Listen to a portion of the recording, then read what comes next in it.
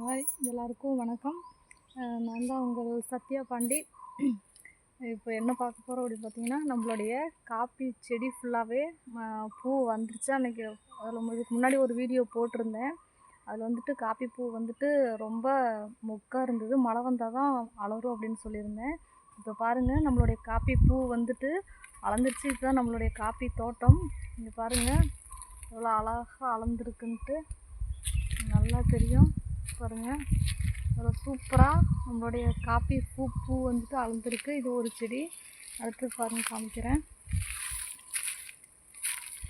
இதை பாருங்கள், இது எவ்வளோ அழகாக காப்பி பூ ஃபுல்லாகவே அளந்துருச்சு. பாருங்கள் காப்பி எவ்வளோ அழகாக இருக்குன்ட்டு.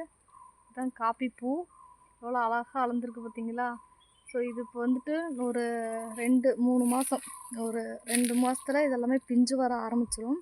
பிஞ்சு வர ஆரம்பிச்சது அப்படின்னா அடுத்தது இது காய் தான். காய் கரெக்டாக காயெல்லாம் ஓரளவுக்கு பெருசாக ஆனதுக்கப்புறமா ஒவ்வொன்றா பழுக்க ஆரம்பிக்கும். இதுதான் நம்மளுடைய காப்பி செடி, நம்மளுடைய காப்பி தோட்டம் பாருங்கள்.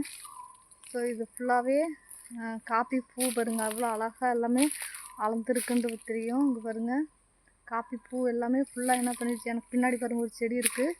இதில் பாருங்கள் எவ்வளோ அழகாக காப்பி பூ ஃபுல்லாக அளந்துருக்குன்னு பாருங்கள் தெரியும். நல்லா இந்த பாருங்கள் அழகாக இருக்குது காப்பி பூ, பார்த்தீங்கன்னாவே தெரியும்.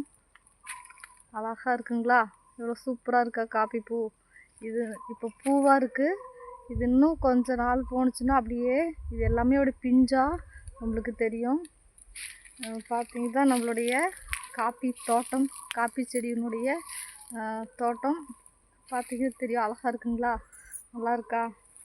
ஸோ இதெல்லாமே நான் வச்சது, இதெல்லாமே நான் நட்டது. இந்த செடி எல்லாமே இது வந்து நட்டு பார்த்திங்கன்னா 5 வருஷம் இருக்கும்.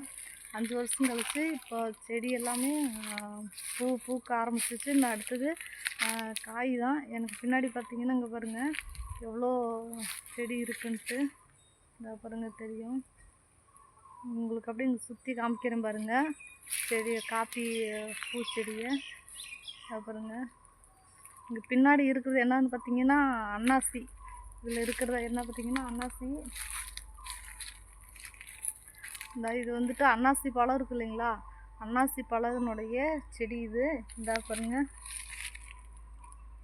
இது வந்துட்டு இப்போ தான் பிஞ்சு வச்சிட்ருக்கு. இது கரெக்டாக ஆகஸ்ட் மாதம் வந்து நம்மளுக்கு காய் நல்லா பெருசாகி பழமாக வரும். இது அன்னாசி பழம்.